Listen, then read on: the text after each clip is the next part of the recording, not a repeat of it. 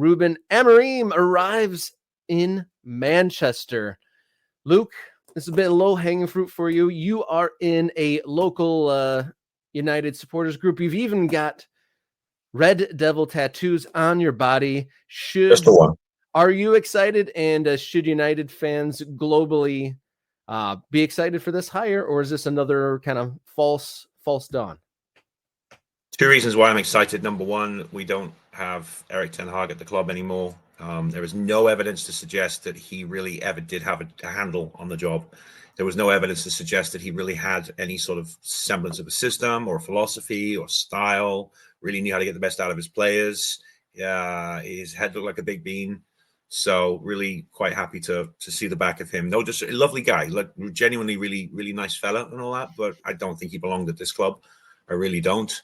So happy to see the back of him to almost every single degree I can think of. And Amorim comes in with a track record. He's got some trophies.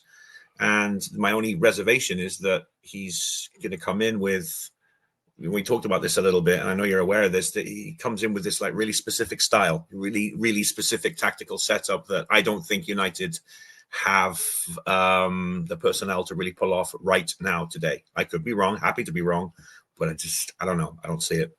But there's reason to be optimism as a United fan for sure. So Amorim, he kind of made his own way. There's a little bit of parallels between him and Ten Hag.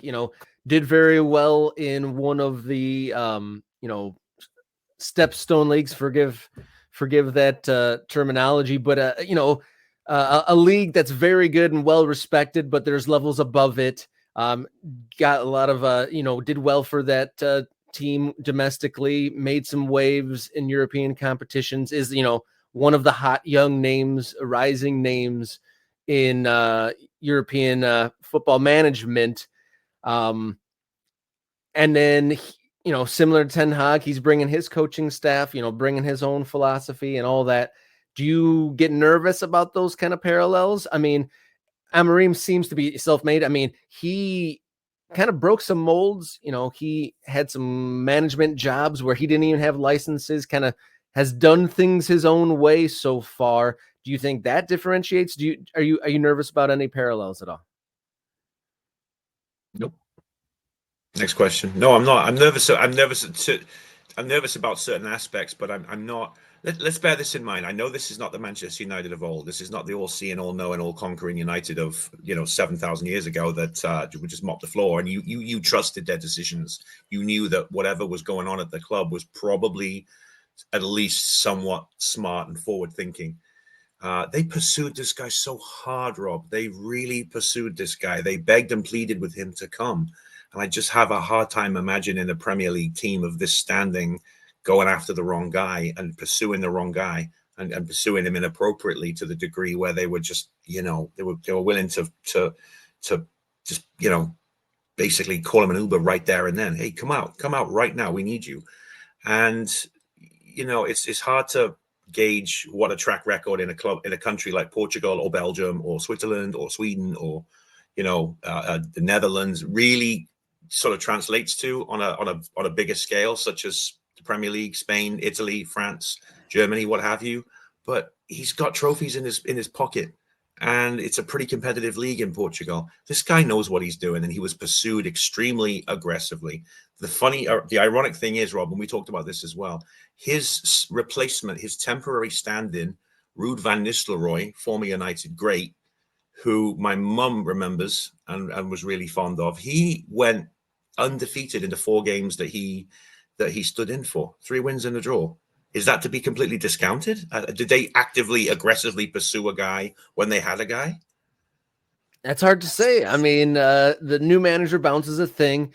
I mean, over the last 10 years, United have had about half a dozen interim managers, and that is, has gone well for some and not for others. I mean, Solskjaer was, successful in bits and spots for United, and he went from interim to full time. So maybe they didn't want to repeat that sort of display of hiring the guy that won you 3 games. I guess that shows maybe fill you some confidence. Maybe that shows a little bit more planning that Amorim is like this long-term solution, and we will, mold the team around what he wants, not just, you won 3 games, so you got the job.